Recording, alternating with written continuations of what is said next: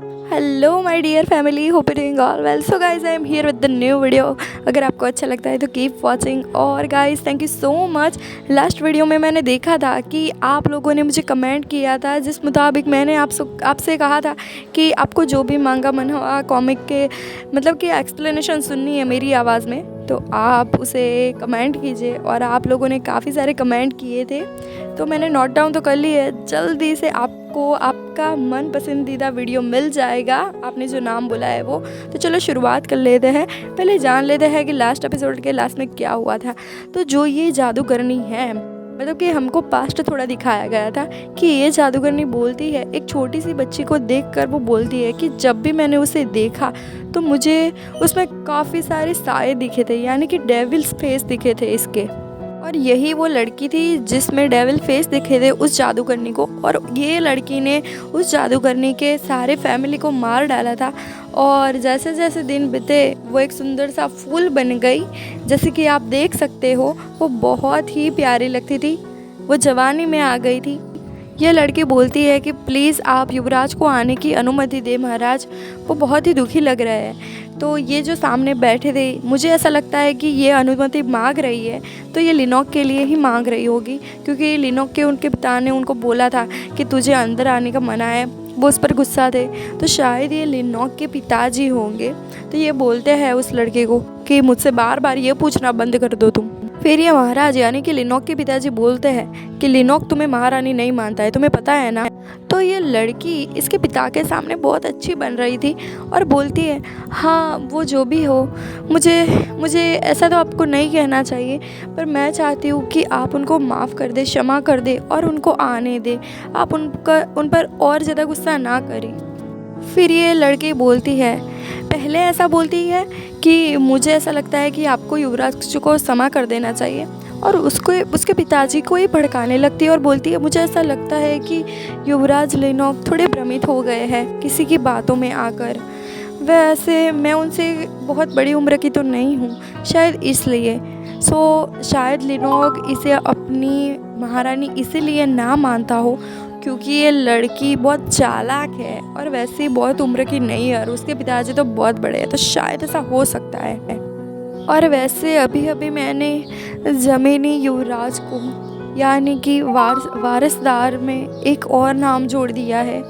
मैंने मेरी कोख से एक बच्चे को जन्म दिया है, तो शायद राजकुमार लिनोक इसी बात से थोड़ा उदास भी होंगे और उनको अच्छा महसूस नहीं हो रहा होगा कि अब मेरे में भी भाग आ जाएगा। और मुझे ऐसा लगता है कि शायद उनको खतरा महसूस होता होगा ये बात सुनकर, इसीलिए। तो उसके पिताजी यानी कि लिनोक के पिताजी बोलते हैं उस लड़की को, मतलब यहाँ पर मुझे एक बात समझ आ रही है कि ये लड़की छोटी उम्र में ही ये राजपाट पाने के लिए लिनोक के पिताजी से शायद इसने शादी कर ली है, ऐसा ही कुछ लग रहा है। और उसने एक बेटे को भी जन्म दिया है, जो कि उसे ऐसा लगता है कि लिनोक की ये सब पसंद नहीं है लिनोक को। और उसके पिताजी ये सुनते हैं तो बोल पड़ते हैं कि नहीं, ऐसा कभी नहीं हो सकता। राजकुमार अपने छोटे भाई से कैसे ऐसे नाराज़ हो सकता है कि वो आया है तो उसे अच्छा नहीं लग रहा है। फिर ये लड़की बोलती है, नहीं नहीं महामहिम, मैं तो बस इसीलिए बोल रही थी क्योंकि मुझे चिंता हो रही थी।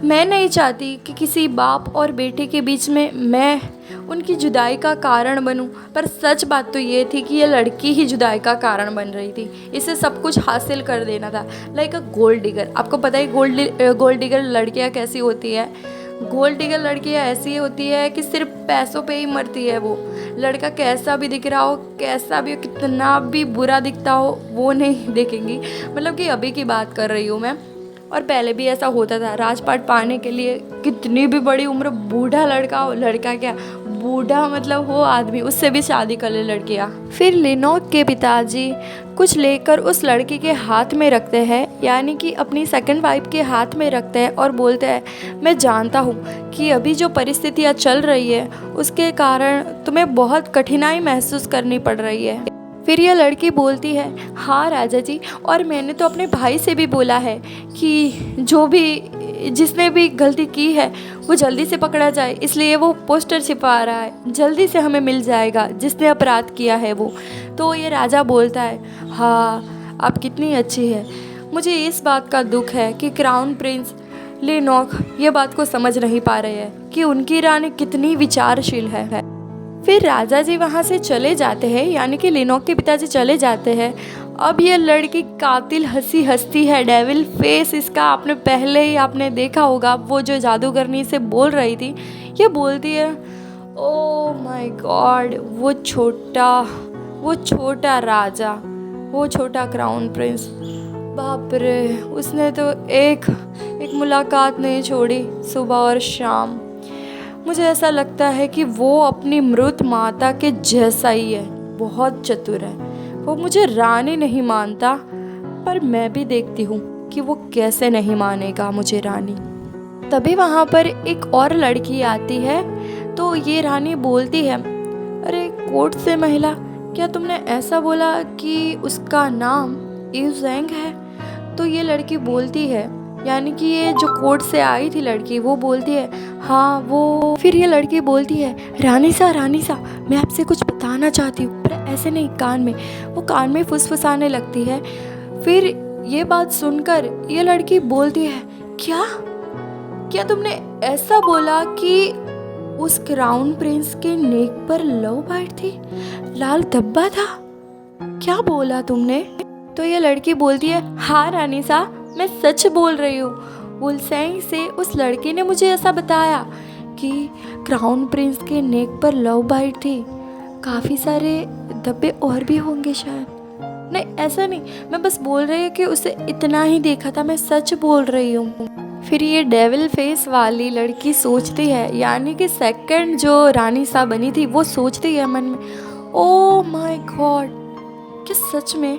पर अगर उसने किसी कोर्ट की लड़की को छुआ होता तो मुझे पक्का पता होता उसके बारे में, पर कोर्ट के अंदर किसी को नहीं छुआ तो।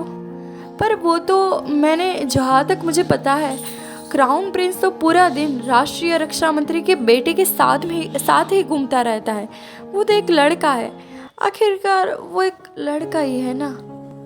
फिर बाहर उसने किसको छुआ होगा? फिर ये लड़की बोलती है, यानी कि सेकंड रानी साहब बोलती है, अरे कोई बात नहीं है, चलो मैं अपना वेश बदलकर बाहर की जनता में जाती हूँ, ऐसा बताऊंगी कि उनके बीच क्या चल रहा है और वो राजा के बारे में क्या सोच रहे हैं, वो जानने के लिए, जांच करने के लिए जा रही हूँ। सो गाइस, आपको पता होगा कि पहले के राजा, जब उनका ऐसा शासन चलता था, तो कभी कभार राजा भी ऐसे होते थे, वो अपना, कहते हैं ना कि अपना वेश बदलकर आम जनता में जाते थे कि उनके बारे में क्या बातें चल रही है। तो बस ये सेकंड रानी सा यही कर रही थी, वो अपना वेश बदल कर जा रही थी, वो देखने जा रही थी।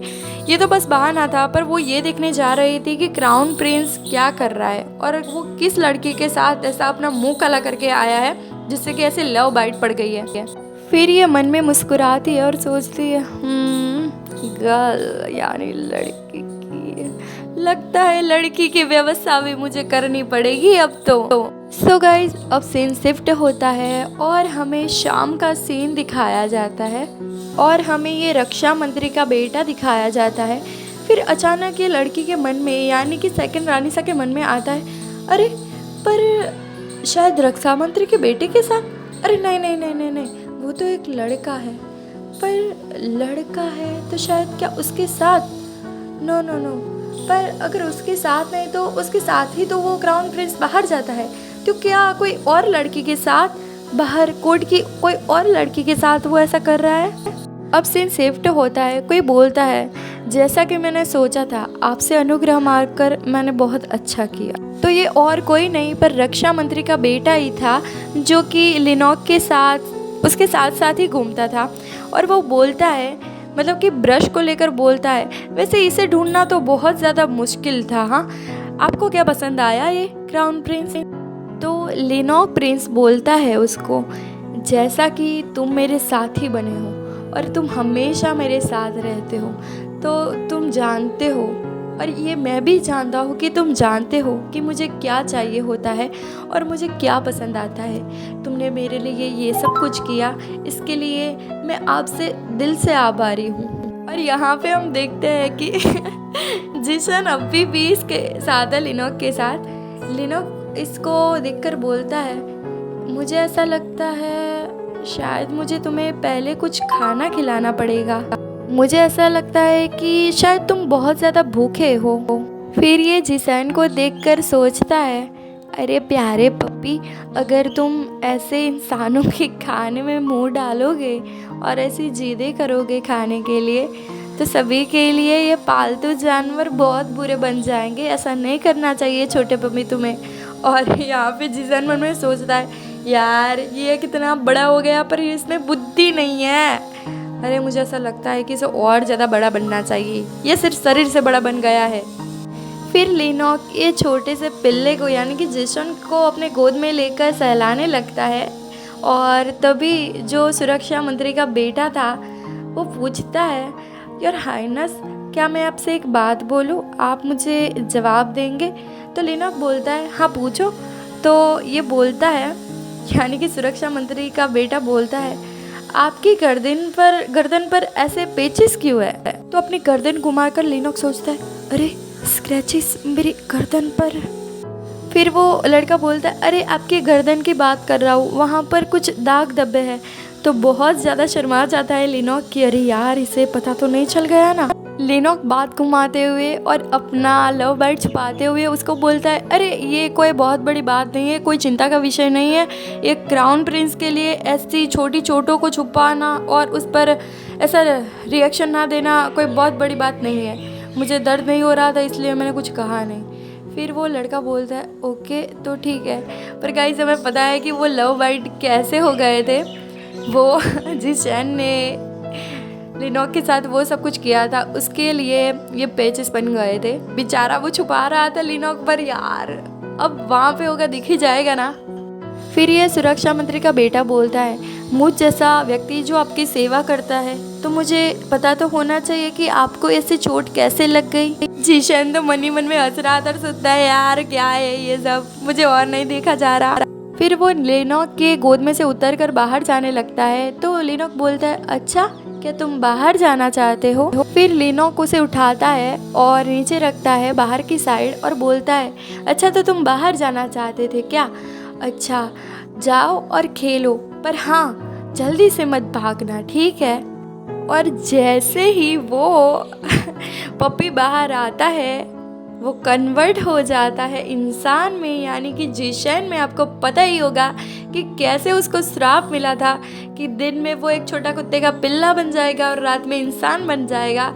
क्योंकि अब रात आ गई थी तो मज़े तो करने पड़ते। इसको एडिक्शन था जिशन को कि उसको रात में कोई ना कोई तो चाहिए भाई अपने मज़े लेने के लिए।